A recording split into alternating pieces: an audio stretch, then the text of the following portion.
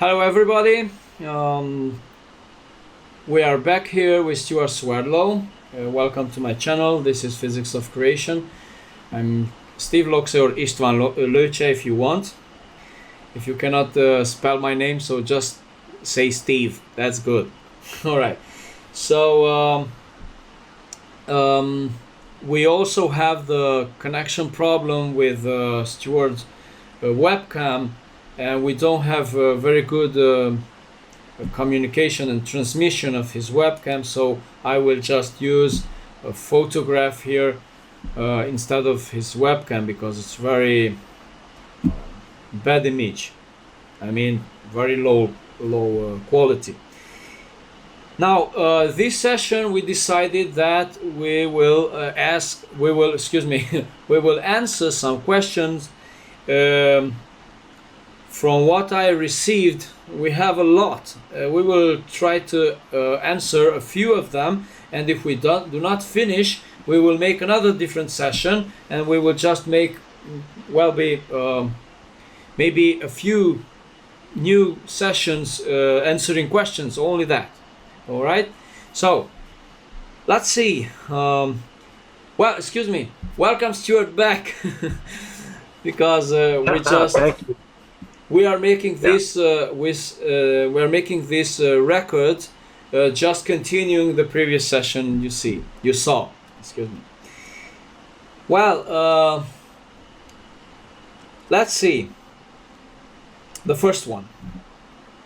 As you mentioned, artificial womb to be created, different beings, and that would match with Anton Parks' version. Why? Because as you mentioned that some beings, also some groups, they were using artificial womb, artificial chambers to develop human body, for example, or different bodies. All right. So this artificial womb is also mentioned by Anton Parks in his books, saying that Dracos and also Anunnakis actually were making clones through these artificial womb, right? But you also mentioned that they might be, these bodies might be also containers, soul containers. How can you explain that? Because this is also connecting with another question here from different people.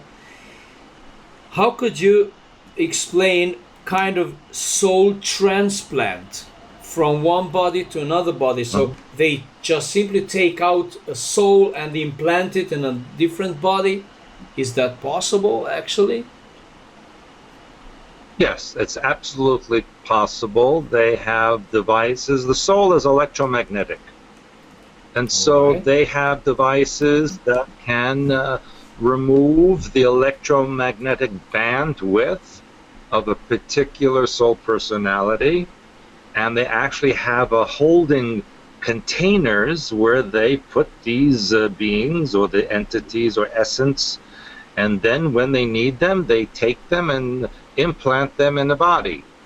We can see this even with the Illuminati when they do their astral ritual and they implant an astral entity into a human body. It's the same idea, except that in this case, as you mentioned, they actually take a person's personality and they remove it from the original body and transplant it into another body. But here is where the difficulty is, because human mind pattern creates the DNA of its own body. So when you take that personality and transplant it into a body that it did not create, it can only exist temporarily because there's no match from the mind pattern to the physical body. And ultimately, the body will deteriorate since there's no strong connection. and that's what happens. They're only temporary transplants. All right, all right.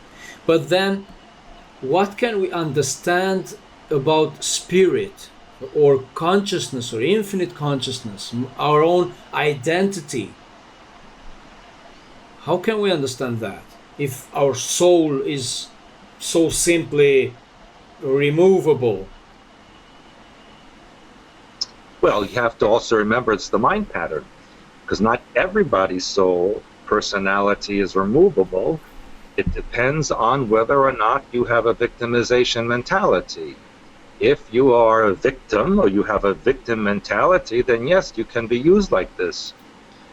This is why the Illuminati promote drug use and alcohol use and bizarre sexuality, all these things, because when a person is involved in such things, they become open to manipulation. And then the body is, or the soul personality is easily taken, especially upon death. When you have a person who's a drug addict or an alcoholic or some type of mentally ill person like this, they can easily be manipulated upon death, and the soul personality then can be put into a different container. So that can be true that, for example, when people die, they can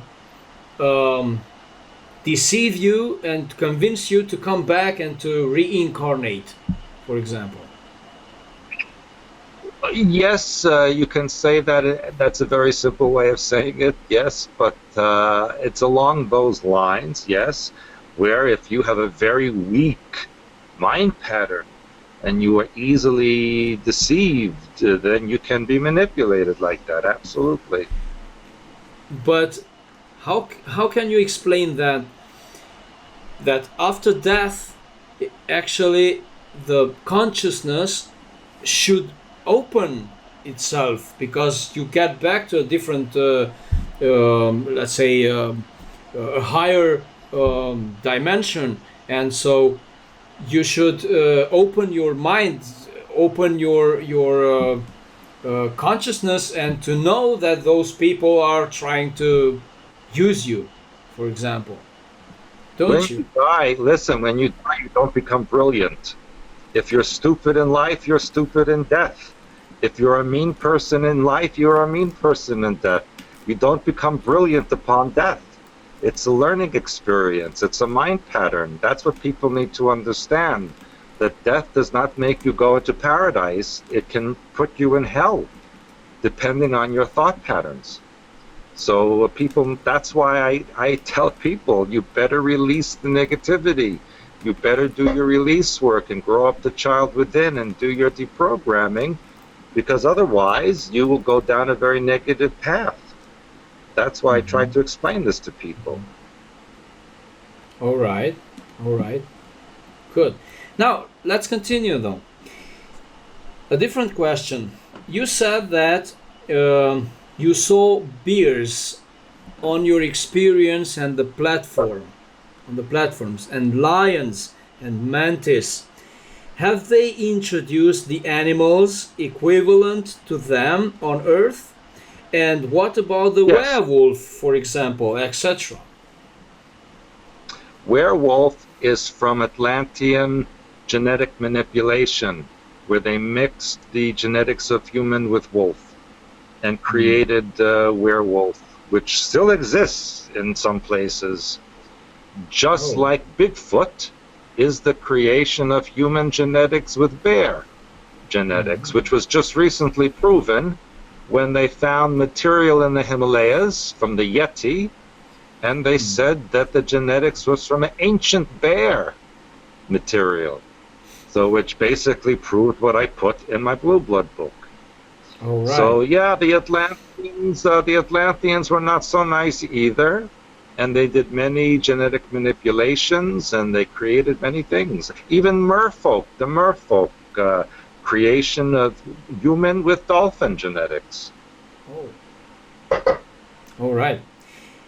Okay, good though. Another one. Let's see. How to get out from the circle of reincarnation, and what is true about chopats. I don't know if you understand that word. Xopatz. Xopats or chopats. I don't know. I never heard of this before. All right. Unless there's another word. I will. You know what this is? Ask. No, not really, Yeah. because well, this is something about in South America, kind of beings named with this name. All right, but Okay. how can you get out from the circle of reincarnation? Yeah. So listen. Reincarnation is an illusion because in actuality, all lifetimes are simultaneous. So there really is not one after another anyway. It's all at the same moment, and it's a matter of where you focus. So it's not a question of getting out of reincarnation. It's a question of seeing the illusion of it and realizing that you are more than just that. You exist in all levels of creation simultaneously. But in order to improve each lifetime, or make the one you are in the best, that's why I mentioned before, to do your release work, to deprogram, to connect to Oversoul, God Mind. Yes, this is what will bring you out of the illusion. All right, thank you. Okay, another one. I don't know how many can we ask in this session. I think this should be the last one. All right. What effect has radionics on Down syndrome? Very interesting question. Because Down syndrome is actually scientific proof of alien manipulation of human genetics. It does not occur in any other species, and it is an aberration in the way the chromosomes match up. Radionics can actually help the mind pattern and the genetics of such individuals, but I will say, if such a person with Down syndrome can get hyperbaric chamber treatments, it can improve their condition. I don't really understand hyperbaric that. chamber. Yeah, hyperbaric chamber is like, for example, when divers go too deep and come up too fast, and there's oxygen bubbles in their veins, they go to hyperbaric chamber to fix it. All right. But we also know now that can fix the brain, can fix the genetics. And people with Down syndrome who have 30-minute treatments in hyperbaric chamber for a couple of weeks can actually have mental improvement and can function more normally. And I am working with a doctor in Canada who is doing this, so if any of you out there have such issue, let me know and I will refer you to the clinic in Canada. All right. That's great. That's really great news. Well, thank you up to now, and we will go on with more answers in following sessions. Unfortunately, Stewart is very occupied, busy with many appointments, and we cannot give you more sessions in very short time. So I appreciate that I even this, once a week, so please understand, and we will go on little by little, and we will try to answer all the questions. And actually you can email or make contact by through his website expansions.com. You have all these contacts down below the video. You can see all the emails and websites, and you can personally contact them, contact Janet also, and you may ask questions, or you may ask for private sessions if you have any problem. So thank you again, Stewart, and thank for everybody to watching, and See you next time. All right? Thank you, all of you. Very well then. Nothing more. Big hug to everyone. Bye-bye. Yes, thank you, Ish. Thank you. I have another appointment in about 15 minutes, so I am going to have to rush, but I appreciate everything, and I will email you very soon. All right. Very well. Thank you very much. Bye-bye. Okay. Bye.